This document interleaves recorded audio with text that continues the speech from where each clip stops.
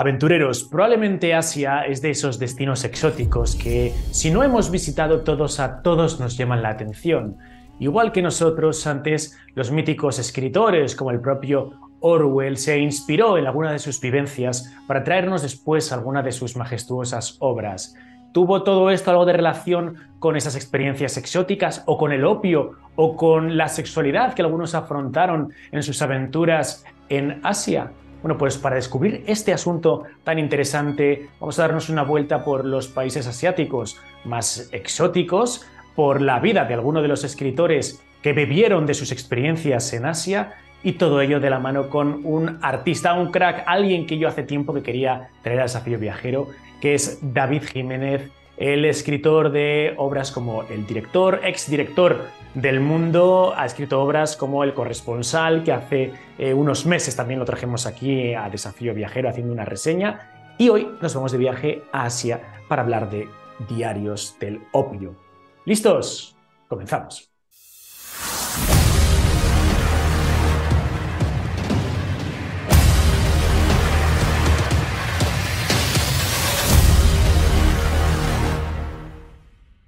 David Jiménez, sé bienvenido a Desafío Viajero. ¿Qué tal? Un placer y un saludo muy viajero. Bueno, pues qué gusto tenerte por aquí, David, porque yo antes te estaba comentando off the record que ya hace tiempo que te sigo la pista. Creo que el trabajo que has hecho en tus obras como en medios de comunicación es más que sobresaliente. Todos hemos oído alguna vez pues toda tu etapa polémica como director del periódico El Mundo, ¿no? Y que después nos contaste en esa obra El Director. Y vienes con una obra que a mí me encanta porque estás refundiendo tu experiencia de más de 20 años como corresponsal en Asia con alguna de las aventuras y experiencias que los grandes escritores del siglo XX especialmente han marcado nuestra vida y la historia, ¿no? Y has creado ahí una especie de refundición que es tremendamente interesante. Así que cuéntanos un poco, David, ¿cómo te ha dado por escribir los diarios de Opio? Bueno, la verdad es que empezando a leer los libros de esos míticos, legendarios escritores, me pregunté, oye, estos libros podrían ser una estupenda guía para hacer el mismo viaje que hicieron ellos y tratar de contar Oriente a través de sus ojos, pero también a través de cómo ha cambiado, ¿no? Todo.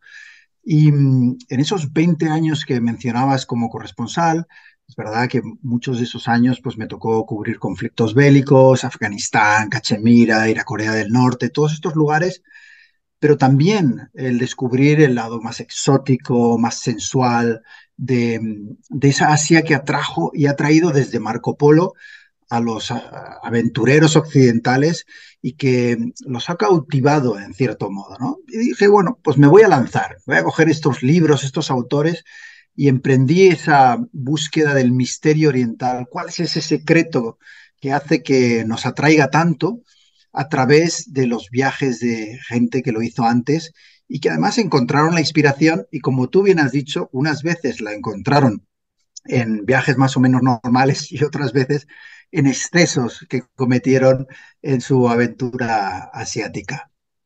David, ¿qué tiene Asia que nos atrae tanto, ¿no? Y mira, a mí, por ejemplo, tengo una debilidad especial por Asia.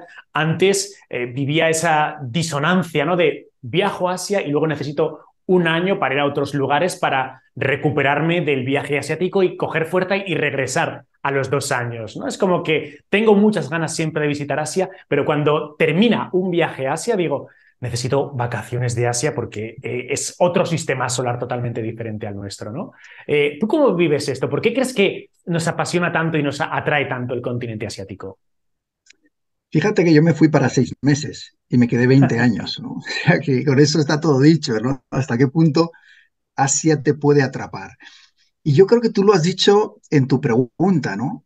Es quizá lo único realmente diferente que hay, ¿no? Es decir, uno le puede apasionar viajar por Europa, se puede ir a Latinoamérica, eh, Estados Unidos, pero al final hay dos continentes que nos chocan, ¿no? Es África y, por supuesto, Asia. En el caso de Oriente, nos ha fascinado no solo eh, físicamente el lugar, sino que ahí ya entramos en una manera de entender la vida, en una filosofía, un exotismo, en un misterio, ¿no? Y cuando quise escribir los diarios del opio, una de las cosas claves, ¿no?, que se cuentan en el primer capítulo es a ver si consigo, después de 20 años, descubrir cuál es el secreto que me enganchó tanto, que me hace volver, que me mantuvo 20 años allí. Eh, Me parece que es un poco spoiler contarlo aquí definitivamente, pero diré una cosa, que está en una parte del libro, ¿no?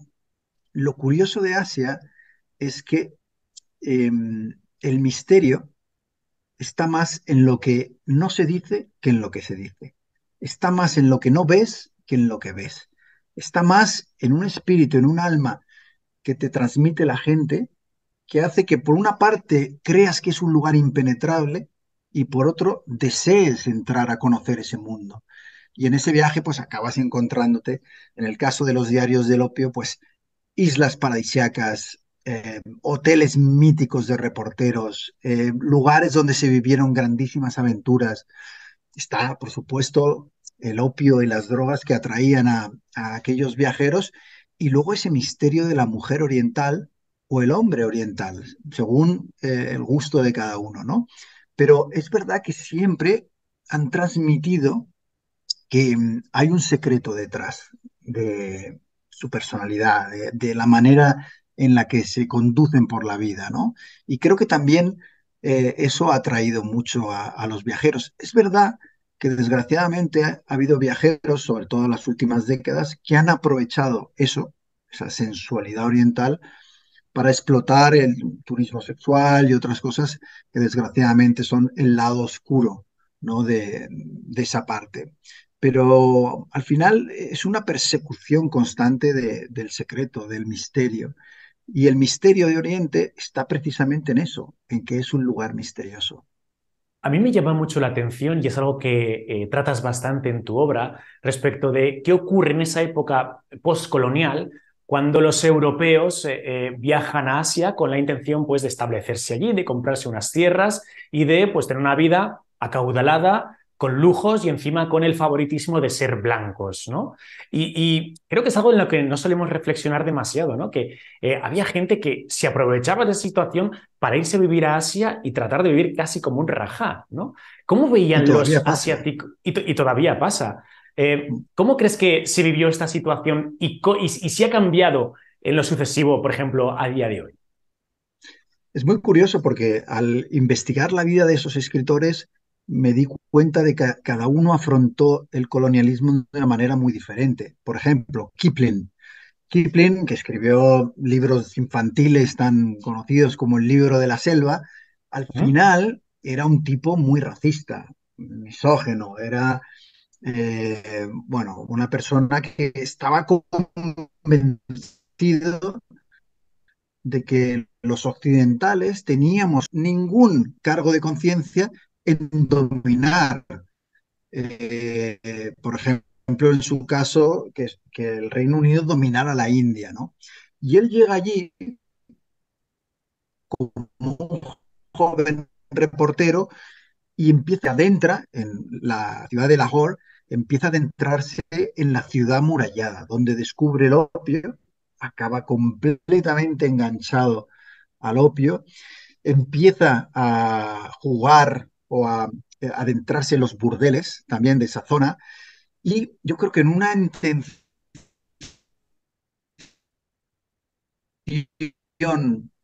de buscar su escritura, pues lo prueba todo prácticamente. Eh, Sin embargo, hay otros autores que salen en los diarios del opio, los viajes de Conrad a Borneo, y yo también seguí esos pasos de Conrad en Borneo. Y Conrad, sin embargo, sí se siente culpable, sí ve la injusticia del dominio, ¿no? Sí dice que el colonialismo no deja de ser el intento de los occidentales de cumplir sus sueños, aplastando los sueños de pueblos que considera menores.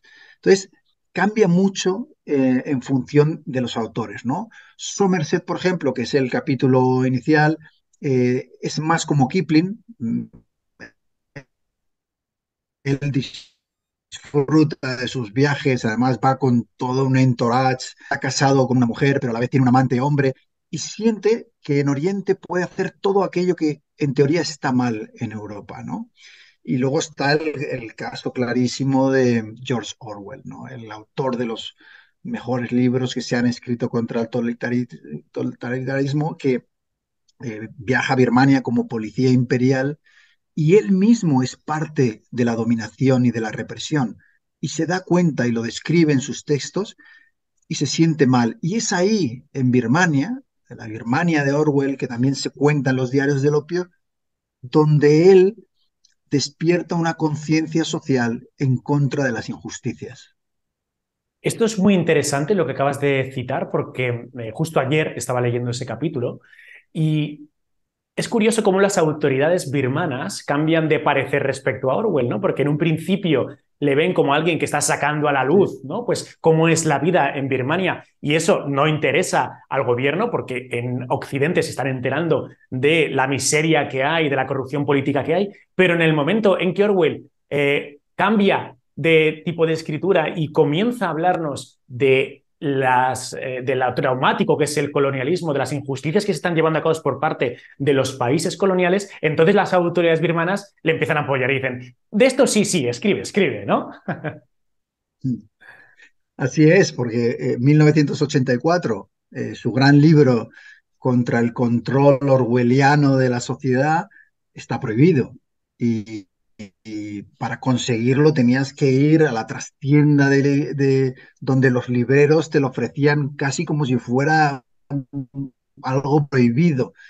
Y sin embargo, su libro Los días de Birmania, que es en el que yo me he basado para seguir sus pasos en ese país, les encanta. Les encanta, ¿por qué? Porque al final los días de Birmania describe todo lo que tú decías antes de estos tipos que estaban ahí en mitad de la jungla y tenían un club donde se tomaban sus ginebras, se acostaban con nativas, hacían lo que les daba la gana, no les importaba absolutamente nada a la población local.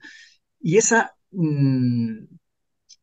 otra fase o parte de la represión o de la dominación sí les gusta a los actuales dictadores de Birmania, ¿no? Y dicen, mira qué malos son los blancos, los occidentales, que nos piden derechos humanos, pero mira todo lo que ellos han hecho, que es dominar otros pueblos, ¿no? Entonces es curioso, ¿no? Porque al final Birmania, con el tiempo, se ha convertido en ese lugar descrito por Orwell en 1984. Una represión brutal, un dominio total de cada aspecto de la vida de la gente.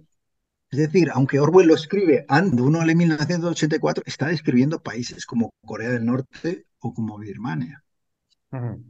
¿Tú crees que a medio plazo podremos volver a viajar a Myanmar, Birmania? Yo hace años que lo tengo pendiente, ¿no? Y estáis siempre informando a ver cómo está la cosa, pero ¿tú cómo lo ves? ¿Podremos volver a Birmania? Mira, el otro día tuve una charla con Tony Wheeler, que fue el fundador de las guías de Lonely Planet, Ajá, sí, y exacto. hablábamos de esto, ¿no? Porque yo recordaba, en mis primeros años, la primera vez que yo estuve en Birmania fue en el año 1999, o sea, hace ya la tira de años, casi 25 años. Y ya entonces los viajeros teníamos la duda de si era conveniente viajar a una dictadura, dictadores. Y tanto Wheeler como yo coincidimos en la charla en que los dictadores van a robar de todas las maneras, vayas tú o no vayas. Y que en cambio el turismo sí que ayuda a, a- a ese taxista que necesita algo de dinero para llegar a vistas de terraría. Es decir, no solo es eso, sino que además el contacto con la gente de fuera pues les ayuda a entender cómo es la vida en otros lugares y a desear esa libertad. Entonces yo siempre he sido partidario de seguir viajando a dictaduras. Es verdad que ahora mismo en Birmania lo que nos encontramos es que se está empezando a desatar una guerra civil y que hay zonas del país que no son recomendables. El gobierno está tratando de reabrir el turismo, pero están consiguiendo muy pocos turistas. En mi caso es un poco diferente, porque como decía, yo tenía un agente de viajes que siempre decía lo mismo, me decía, pero vamos a ver, David, o sea, siempre que todo el mundo me está pidiendo billetes para huir de un sitio, tú me los pides para ir al sitio, ¿no? Y esa ha sido un poco mi vida, ¿no? Cuando la gente escapaba de los sitios, yo iba. Y ahora que ya no estoy tan en el día a día del reportero, me sigue pasando eso. Yo veo que un sitio, de repente, todos los turistas han salido espantados y digo, bueno, seguro que voy a encontrar una buena oferta para visitarlo. Así que para allá voy. Yo la verdad es que me siento muy representado con lo que estás diciendo porque trato de ir a contracorriente del turista, ¿no? Fíjate, por ejemplo, en 2015 fui a Egipto, ¿no? Que nadie iba en esa época a Egipto. El año pasado, en verano, estuve en Sri Lanka, ¿no? Con todo el follón que se montó allí. Y bueno, pues eso es un poco al final mi sino, porque si quieres volver a Sí, recuperar esa magia que tú cuentas en los diarios del opio, de descubrir lugares que tienes en tu cabeza casi como icónicos, ¿no? Que los has visto siempre, y quitarle ese aura turístico que a todos nos desagrada, ¿no? Todos queremos, oye, llegar a Angkor Wat y estar nosotros solos y no rodeados pues, por toda esa masa turística que hace que se le pierda el encanto y la magia. Bueno, pues la clave es al final ir en este tipo de épocas a contracorriente del público, ¿no? bueno, por ejemplo, en el caso del sureste asiático, eh, hay mucha gente que no le gusta ir en época de lluvias. Yo recomiendo ir en época de lluvias porque hay muchísimos menos turistas y lo único que te puede pasar es que caiga una tormenta del monzón que son maravillosas, Sí, ¿no? sí. Te pones a guardo un par de horas y luego bueno, yo no voy a recomendar que la gente vaya a lugares peligrosos porque no, pero sí es verdad que salirse del camino más transitado siempre es garantía de que el viaje va a ser mejor.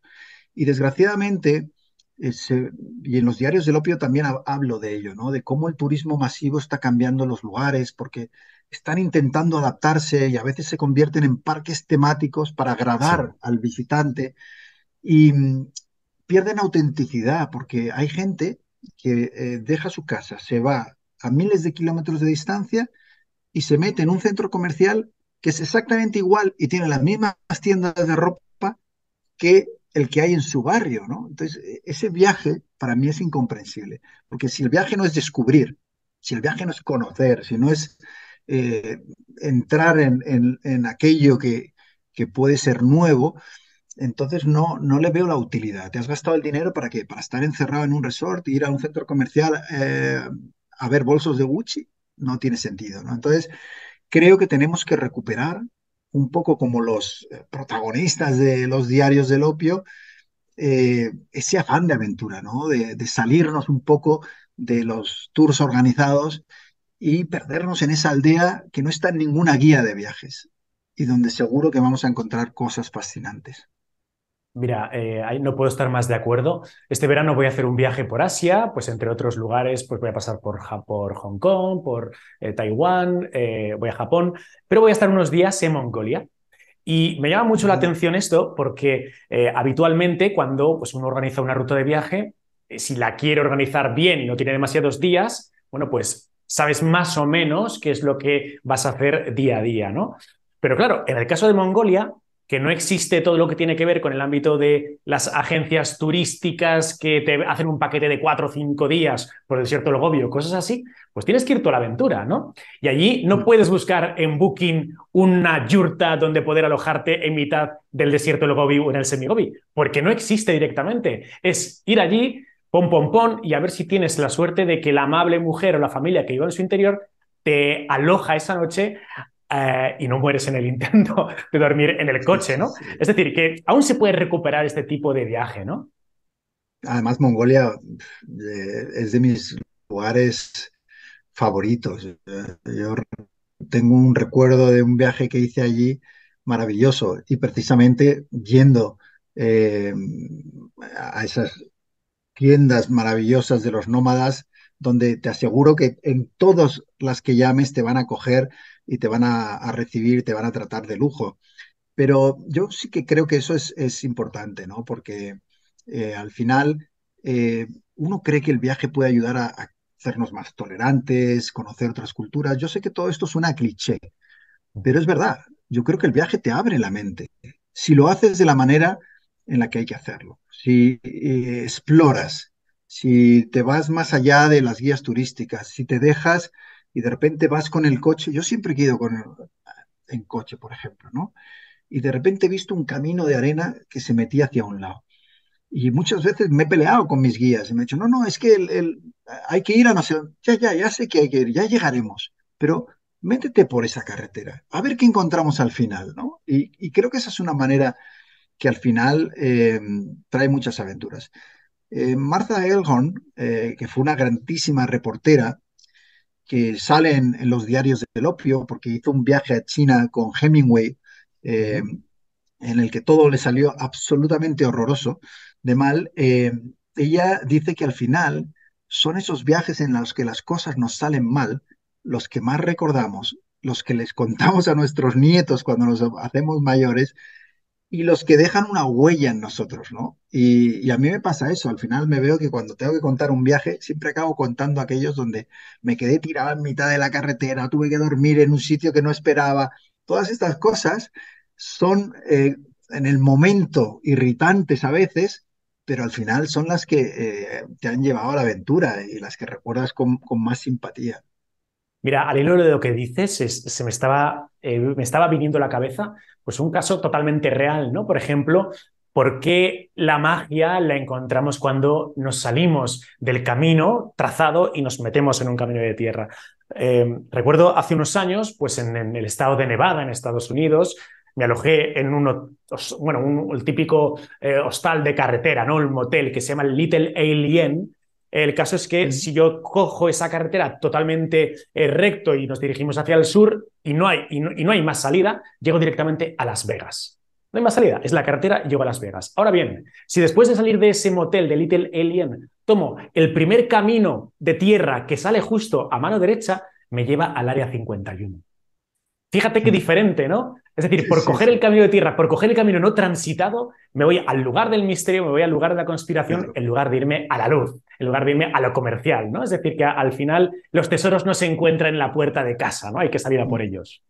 Y además te digo que vale para España. Es decir, porque muchas veces pensamos que ese viaje imprevisto o esa aventura solo puede ocurrir en lugares exóticos como los que describe los diarios del opio. Pero yo recuerdo cuando era joven, ya desde muy joven, que hacía una cosa muchas veces, ¿no? Y era, cogía el coche y con mi pareja o con quien fuera y decía, oye, vamos a coger y vamos a ir a ver sin saber dónde vamos a parar, ¿no? Y en cuanto había una carretera nos desviamos y de ahí otra y otra.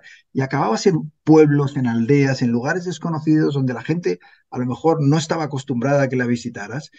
Y era fascinante ir a esos lugares. Y todavía, sobre todo en la España interior, porque es verdad que la costa nos la hemos cargado, ¿no? Con una Ujú. sobreexplotación brutal, pero en la España interior hay lugares maravillosos donde va muy poca gente. Y yo creo que tenemos que explotar también más eso. Por supuesto.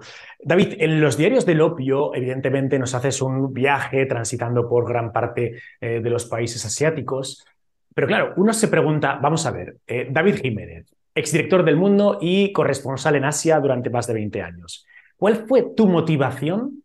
¿Por qué decidiste o cómo fue tu historia de terminar en Asia? Primero esos 6 meses y luego esos 20. ¿A ti es el periódico el que te destina allí o qué hay detrás de tu experiencia asiática?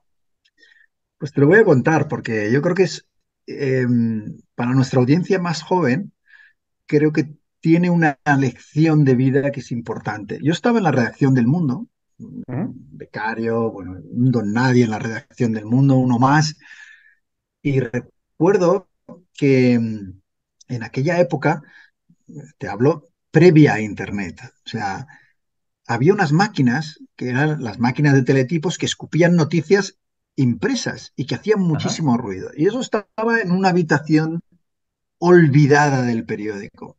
Y yo cuando cabreaba a mis jefes, porque estaba todo el día discutiendo con ellos, me decían, Ana, vete a por las noticias, vete a por los teletipos y tal. Y me mandaban a ese cuarto. Entonces yo iba a ese cuarto y en ese cuarto había un mapa del mundo y portadas. réplicas de portadas de grandes corresponsales enviando sus crónicas desde lugares fascinantes del mundo. Y un día, mirando aquello, dije, "Joder, pero esto es lo que yo quiero hacer". Y entonces miré aquel mapa, y estamos hablando de una época en la que los periódicos iban bien, ganaban dinero, no era el desastre que es hoy.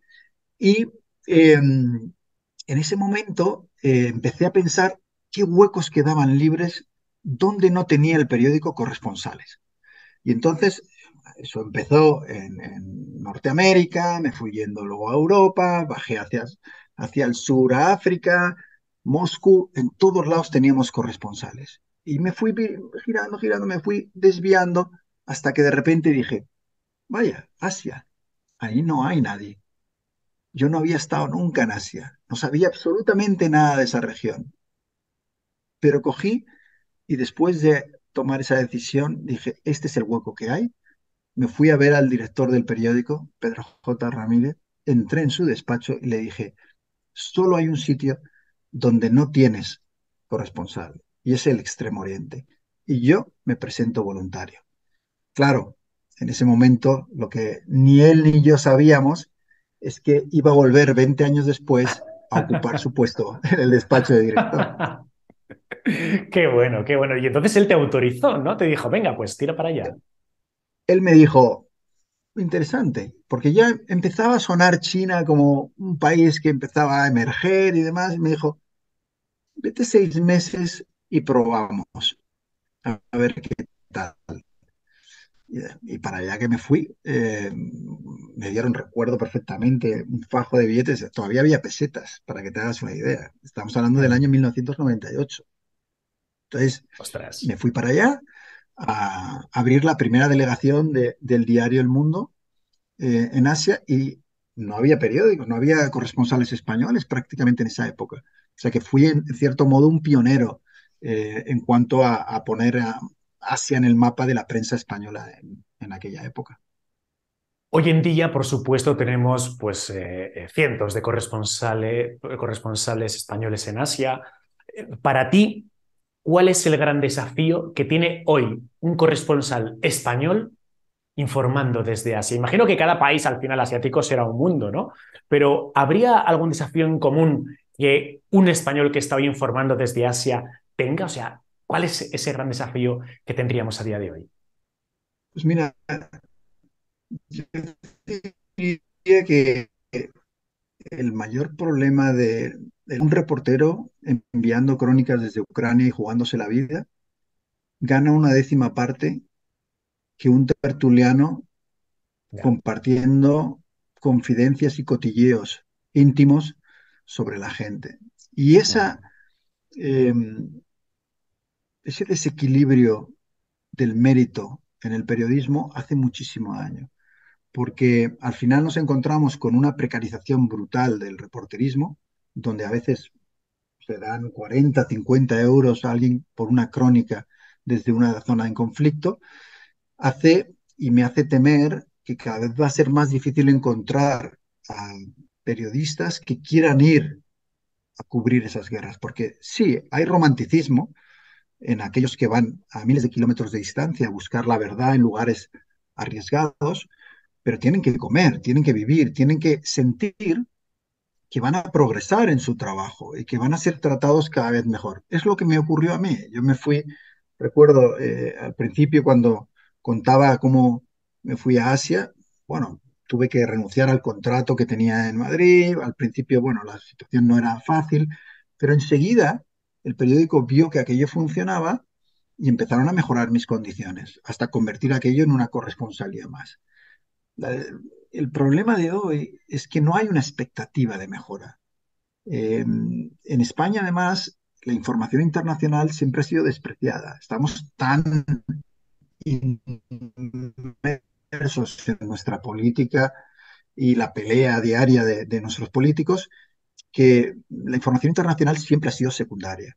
Entonces, todo eso mezclado hace que la vocación por el reporterismo, bueno, esté amenazada. Y a mí eso me preocupa porque es muy importante que sigamos yendo a los lugares a contar lo que está pasando. Y sabemos, por ejemplo, por Ucrania, que lo que ocurre allí nos afecta aquí. La crisis energética que hemos tenido viene por algo que está pasando en un país que en teoría no nos importa, pero que nos importa. Lo que pasa en China te puede afectar, lo que pasa en Estados Unidos también. Entonces, es muy importante seguir cubriendo el mundo y las cosas que están pasando, pero si no arreglamos la precariedad, si no empezamos a valorar y a respetar a aquellos que van a cubrir todos esos países lejanos y a veces peligrosos, pues llegará un momento que nadie querrá hacer ese trabajo. Uno de los países, David, que nos cuentas en Diarios del Opio, que nos es bastante ajeno porque habitualmente no lo tenemos en los noticieros, que nos suena no tan exótico como puede ser Tailandia, Vietnam, ¿no? Sino que nos suena un poco como raro, ¿no? Como que está ahí, que no todo el mundo sabría situar en el mapa, es Pakistán, que nos enseñas en tu obra que Pakistán significa la tierra de los puros, una zona que siempre ha tenido ese belicismo con la India, ¿no? Que ahora, a ver si me cuentas alguna historia, alguna curiosidad de que es un lugar donde se rumorea que es fácil besar a las mujeres y que son muy bellas, pero que tiene que ser un país fascinante de visitar, ¿no? Es curioso porque yo a Pakistán he viajado durante muchísimos años, 15 o 16 años estuve yendo a Pakistán, pero siempre era para noticias terribles, ya fuera para cubrir la guerra en la vecina Afganistán, atentados terroristas, islamismo, desigualdad y demás. Y la realidad es que muchos de estos países detrás tienen un legado cultural increíble, una gente súper acogedora. Lo que pasa es que no nos lo creemos porque las noticias nos están contando coche bomba en Islamabad, no nos están Claro. contando que cuando tú viajas a Pakistán o a Afganistán, la gente te acoge en sus casas y te protege como probablemente en ningún otro sitio. Yo me he sentido más seguro en Afganistán, por ejemplo, que en muchos otros países. Y era porque la gente te protegía. No querían que nada malo te pasara. Entonces, en el caso de Pakistán, Kipling en el libro, en los diarios del opio, lo visita cuando todavía la India está reunificada y Pakistán es parte de la India. Eh, pero si lo visitas hoy, no ha cambiado tanto con respecto a, sobre todo la ciudad de Lahore, no ha cambiado tanto con respecto a lo que describió Kipling.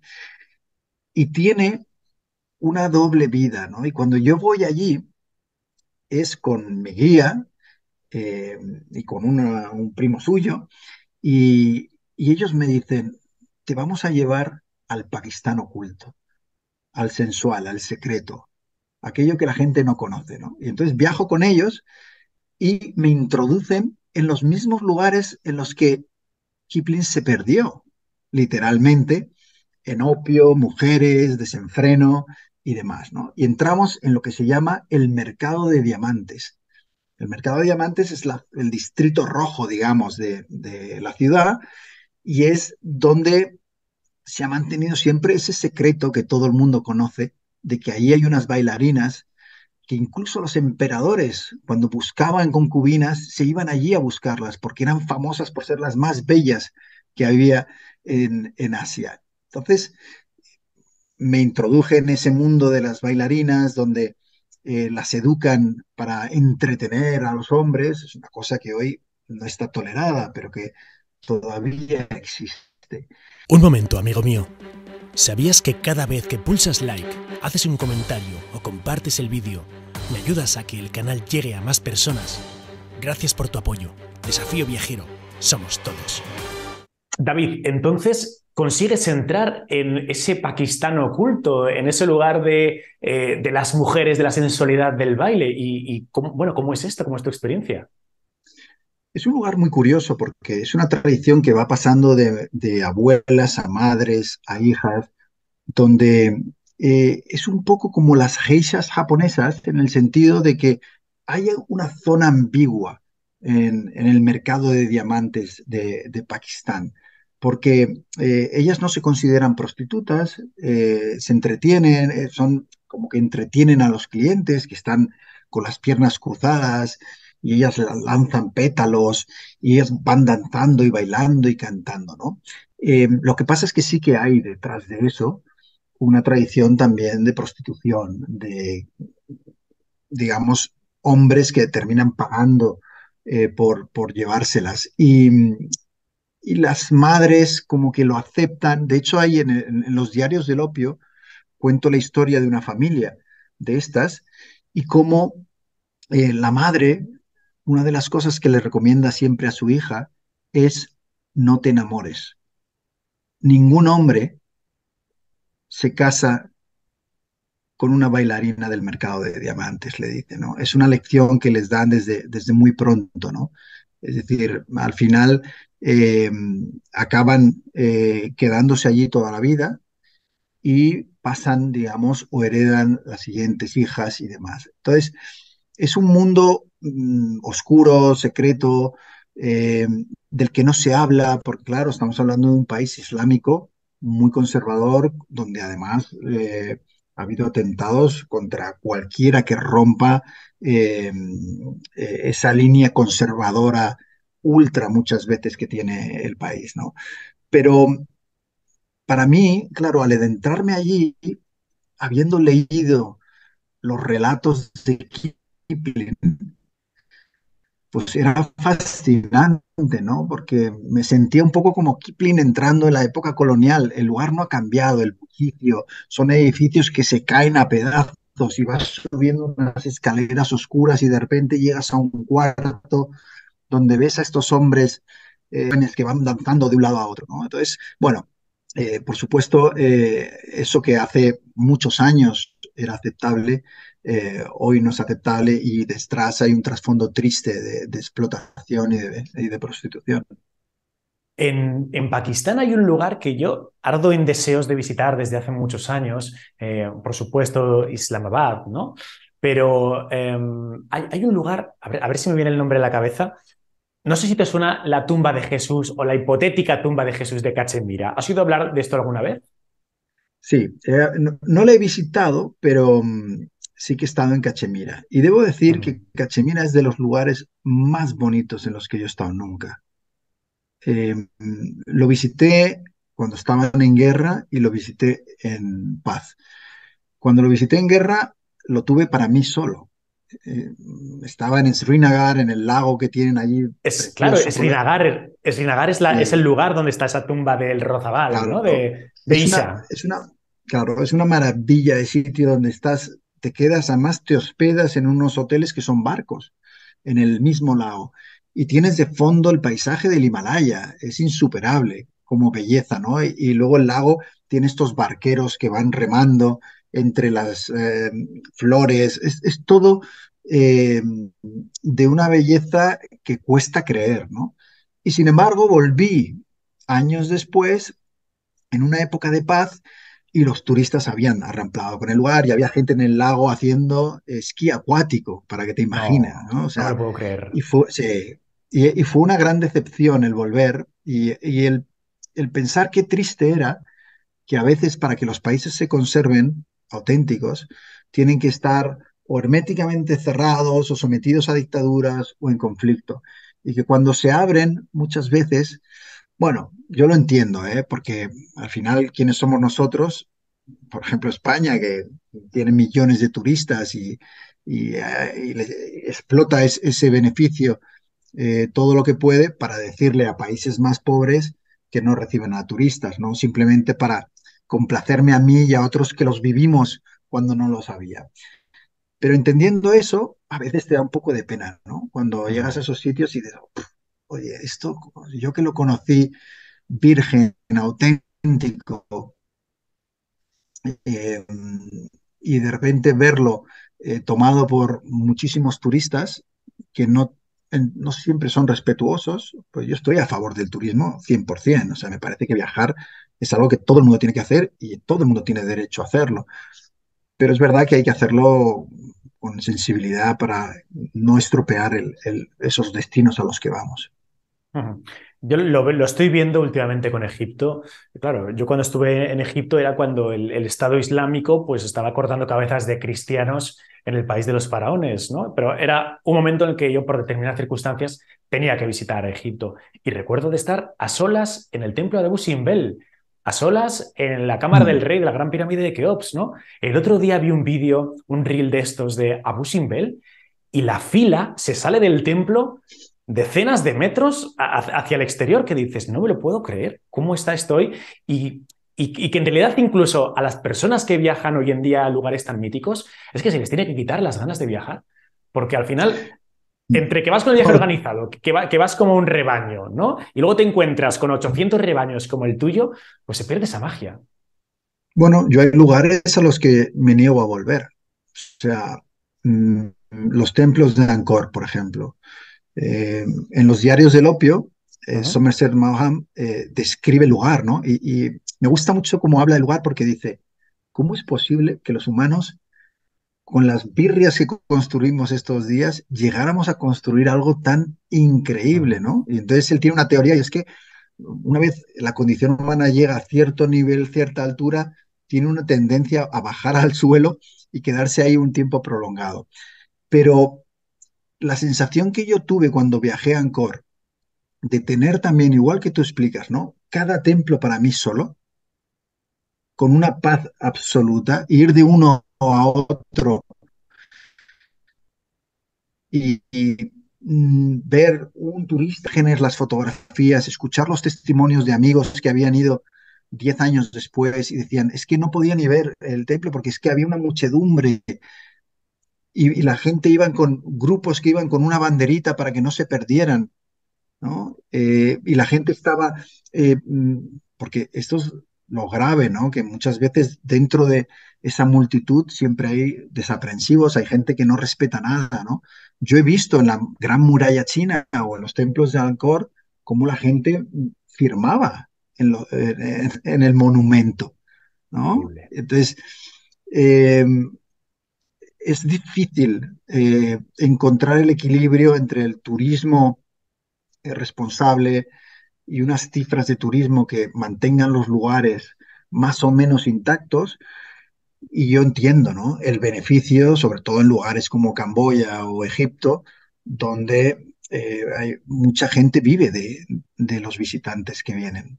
Entonces, Ujú. no tengo la solución de cómo se podría hacer para encontrar un mejor equilibrio. Desde luego que cuando tomamos los diarios del opio, David, la portada es que es maravillosa. Los amigos de Ariel Sí, han hecho, es han muy hecho un bonita. trabajo magnífico, preciosa.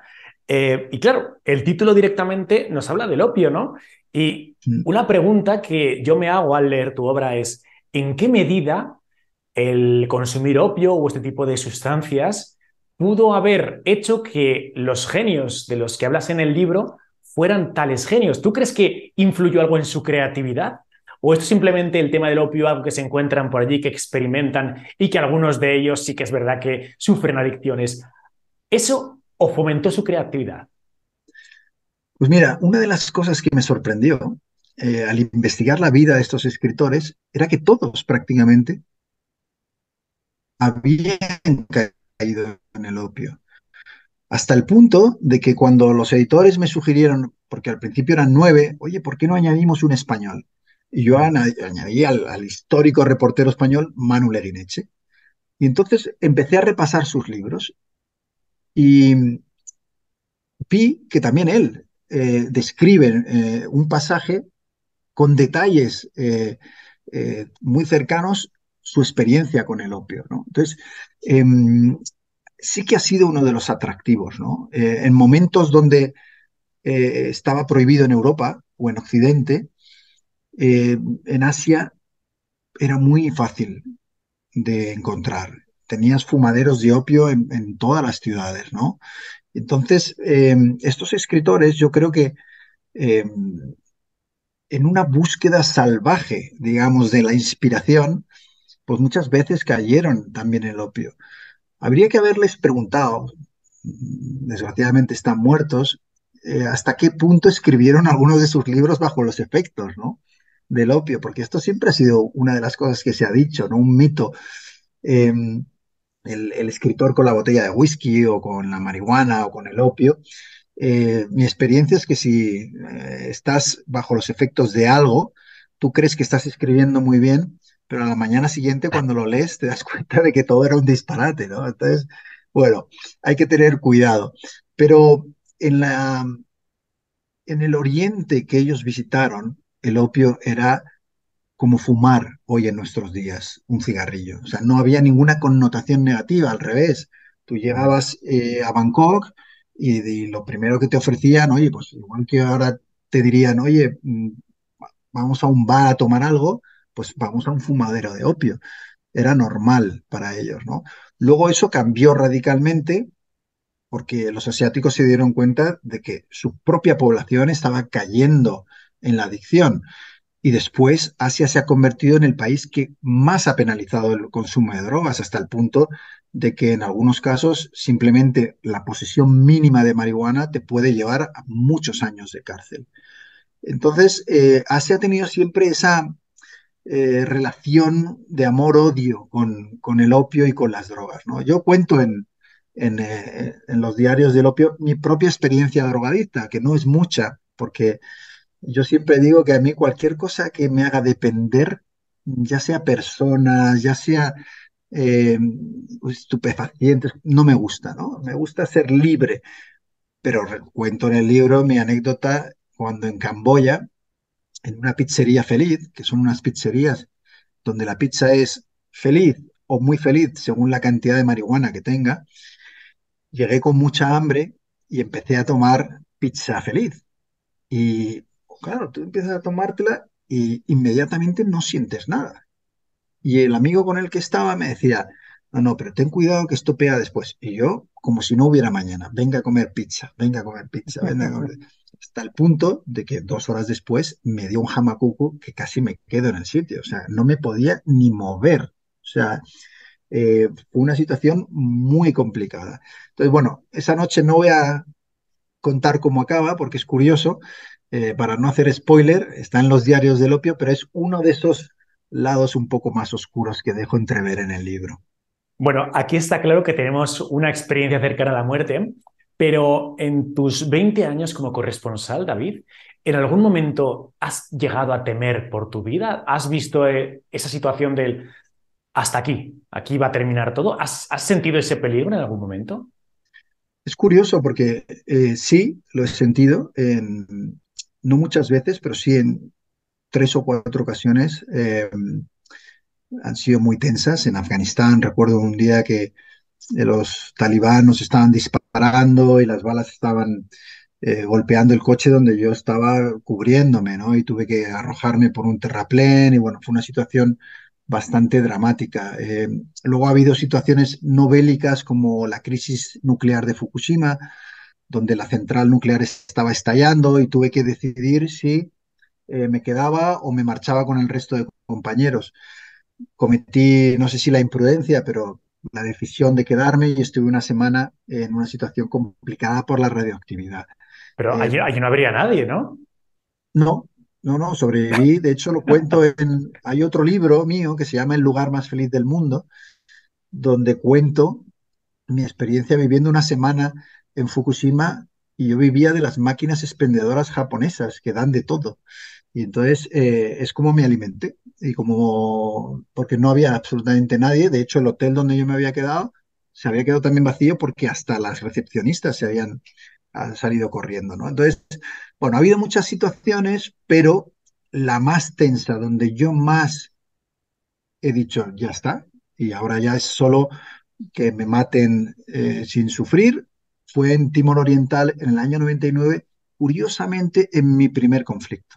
Era la primera vez que iba a cubrir una guerra, con toda la inexperiencia absoluta que eso suponía y con el agravante de que yo estaba de de miel en Bali cuando me fui a cubrir esa guerra. Es decir, que mi mujer casi se queda viuda eh, en la luna de miel, ¿no?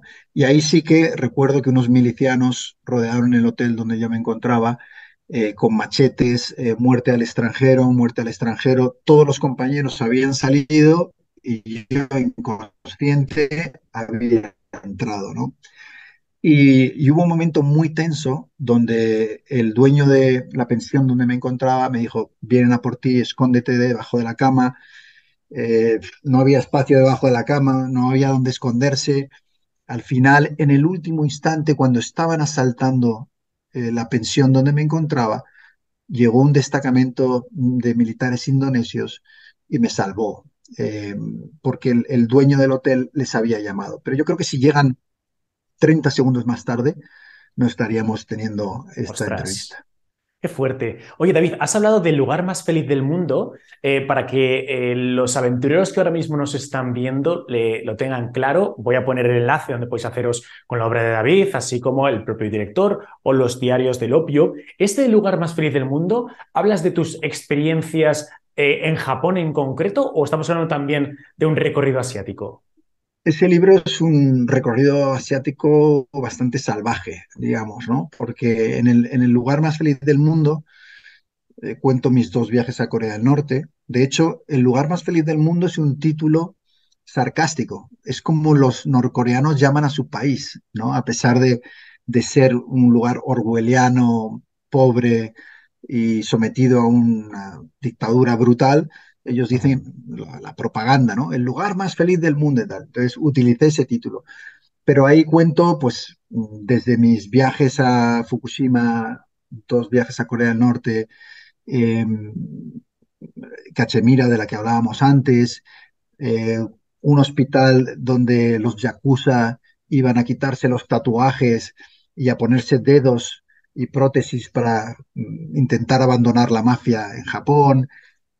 Incluso, y esto me lo recuerdan mucho los lectores, ¿no? Una montaña que hay en Java a la que acuden unos creyentes muy especiales que creen que si suben a esa montaña en la luna llena, y hacen el amor con 7 desconocidos, se cumplirán sus deseos. Uno de Joder, esos viajes únicos. Entonces, el lugar más feliz del mundo es una locura de relatos, eh, pues Bután, o sea, muchos sitios, ¿no? Y qué digamos que maravilla. los diarios del opio, pues continúa un poco con ese estilo de reporterismo literario y de viajes que mezcla el periodismo con mis aventuras propias y, en este caso, la de los escritores. Pero es que 20 años en Asia Claro. dan para muchísimo, ¿no? De hecho, todos mis libros, y los diarios del opio es el sexto, salvo el director, donde cuento aquella batalla por la verdad y contra el poder como director del mundo, el resto están inspirados en esos 20 años de Oriente, tanto las novelas como los ensayos. La verdad es que llama mucho la atención porque así cualquiera que te escuche pensará, este hombre no da el perfil de ser el director del diario El Mundo, ¿no? O sea, un No, hombre que se mete debajo de un coche para no ser ametrallado por los talibanes. fue un grave error del cual los dueños de la empresa se arrepintieron muy pronto. Yo creo que a la semana de llegar, porque claro, tú lo has dicho muy bien, o sea, alguien que se va a todos estos lugares, que se juega la vida en Afganistán o que se queda en Fukushima cuando una central nuclear está explotando, no es alguien que vaya a aceptar presiones o manipulaciones, va a hacer lo que cree que tiene que hacer. Entonces, Mm, cuando me hicieron director del mundo, eh, ellos pensaron que me podrían manipular. Y evidentemente les salió mal. Y yo recuerdo perfectamente, y esto también se cuenta en el director con más detalle. Aparte, vamos a hacer una película del director y demás, pero se cuenta con más detalle, pues que a las semanas se habían dado cuenta de que había sido un grandísimo error llevarme, porque si lo que querían era eh, condicionar lo que se publicaba en el periódico, no escojas a un reportero que lleva 20 años viviendo la parte más intrépida y romántica del periodismo, que viene creyéndose que la verdad es importante. Coge a alguien que sea más político. Y bueno, duré un año, evidentemente se dieron cuenta y me echaron rápidamente para poner luego a gente que fuera más dócil. Qué interesante entrevista estamos viviendo todos, desde luego, David, que es un placer, un lujo el tenerte en el canal. Mira, ya para ir concluyendo, me gustaría hacerte un par de preguntas. La primera sería, si quisiéramos visitar un país de Asia, donde no encontremos ya este turismo masivo, ¿no? Donde queramos recuperar ese halo casi de misticismo, ¿no? De aventura de los grandes escritores que nos narras aquí en Diarios del Opio. ¿Para ti queda todavía esa joya no invadida por el turismo? Creo que no quedan países que puedas decir, este es el país, pero sí lugares en cada país.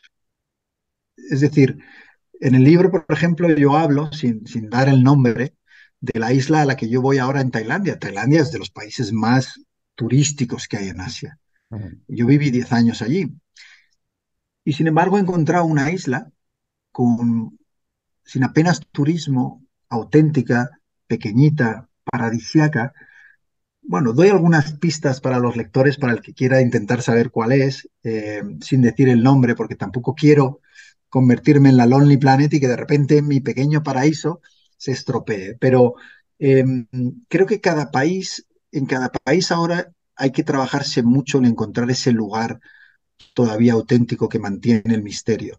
Que ya no puedes decir, no, en Camboya o en Laos o en... No, el turismo es tan masivo y en Asia, con todo el turismo que viene de ahora de China y de la India, es cada vez más difícil encontrar lugares auténticos donde puedes estar sintiendo que el tiempo no ha pasado.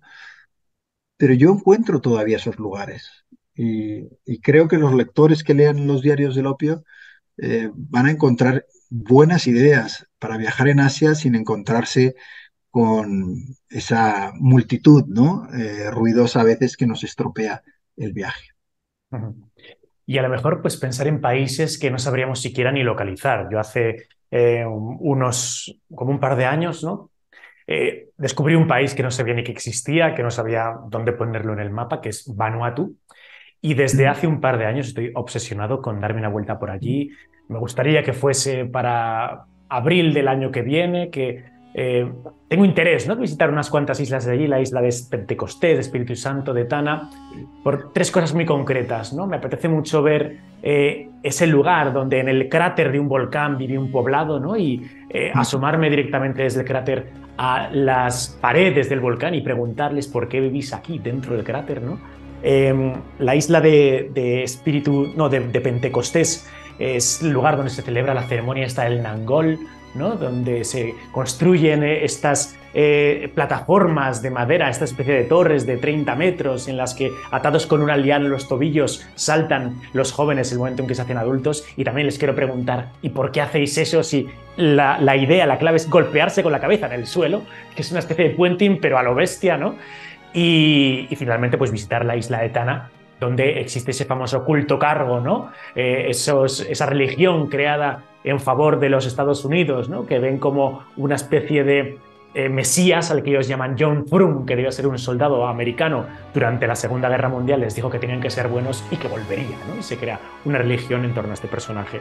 Pues bueno, tengo mucha ilusión de visitar Vanuatu. Ya hace años que estoy ahí dándole vueltas preparando este viaje. O sea que yo creo Cerca que no está. sí. No. Cerca no está. O sea, pero es lo que pasa, que cada vez, para encontrar lugares auténticos, cada vez nos vamos a tener que ir más lejos, ¿no? Y a veces, en los propios países que visitamos, bueno, pues por ejemplo, en Tailandia, si tú llegas a Tailandia y te conformas con ir a Phuket, que es un sitio muy desarrollado, pues sí, es muy cómodo, porque llegas y el avión te deja a 10 minutos de la playa. Pero en Tailandia, si tú estás dispuesto a conducir o a que te lleven 4 o 5 horas por carretera y coger un barco de 1 hora, que no es tanto tampoco, vas a encontrar lugares todavía increíbles, ¿no? Y ya si te vas a Vanuatu, no te quiero decir. Bueno, tiempo al tiempo. Oye, ya para terminar, la pregunta clásica de los invitados que vienen por Pesadillo Viajero. David, a ver, a David Jiménez, como corresponsal, como exdirector del Mundo, como periodista, como aventurero, le ponen a cenar con tres personajes de la historia. ¿A quién metes en esa cena? Pues mira, eh, creo que cenaría con Mandela, Ajá. Nelson Mandela, No tienen que estar vivos, imagino, No, no, no, no, no, históricos. históricos, ¿no? Pues quizá con Mandela sería uno, Mao Zedong sería otro, Wow. el líder chino, no por afinidad ni por admiración, precisamente, pero creo que sería alguien que también. Y le añadiría a Einstein, ¿eh? Y haría un buen mix ahí. Creo que Mao y Mandela tendrían una discusión bastante agitada sobre derechos humanos y otras cosas, y me parece que Einstein podría ser el mediador con su lucidez. Qué bueno, qué interesante. Y regada con unos buenos vinos, esa podría ser épica, iba a ser Hombre, esa cena. hombre, podría acabar mal también, pero bueno. No, pero es curioso lo que me dices de Mao Zedong. No me sorprende porque no te imaginas la cantidad de invitados que me han citado al propio Hitler, pues para conocerle, ¿no? Para preguntarle, ¿no? Para tratar de indagar No, en un pero alma como esa, ¿no? O sea eso es curioso porque a mí siempre que me han preguntado, ¿no? Lo de entrevistar a los malos, digamos, yo siempre he encontrado mucho más interesante entrevistar a los malos que a los buenos. Me tocó hoy entrevistar a premios Nobel, al Dalai Lama, a mucha gente, ¿no? Pero siempre he querido, por ejemplo, entrevistar a Kim Jong-un, el líder norcoreano. Me parece fascinante, ¿no? Sentarte con él en una mesa y preguntarle. O a Putin, me gustaría preguntarle por qué hace las cosas que hace, intentar indagar en la mente, ¿no? Creo que el mal, periodísticamente, es muy interesante. Y bueno, eh, ahí si juntas el bien y el mal, entonces ese choque, el debate que se crea, me parece muy interesante también. interesantísimo. Bueno, pues David, que muchísimas gracias por haber estado en el canal, en A Desafío vosotros. Viajero. Te dejo las últimas palabras para ti, para que te despidas. Y yo, aventureros, pues os voy a dejar el enlace de donde podéis haceros con los diarios del opio, la nueva obra de David Jiménez, donde vamos a encontrar, pues eso, todas las aventuras de los grandes escritores, especialmente del siglo XX, desarrolladas en Asia, y todo ello mezclado con las propias experiencias de David Jiménez, corresponsal durante más de 20 años en Asia. Así que, David, te puedes despedir. Bueno, muchísimas gracias por invitarme, ha sido un enorme placer. Yo creo que se nos ha notado a los dos la pasión que tenemos por los viajes, y a todos los que estéis ahí, desearos mucha aventura, que lo paséis genial. Un abrazo fuerte. Bueno, pues muchísimas gracias, aventureros, por haber estado ahí. Nos vemos en el próximo episodio de Desafío Viajero con nuevas aventuras, nuevos misterios y nuevos viajes. Hasta la vista.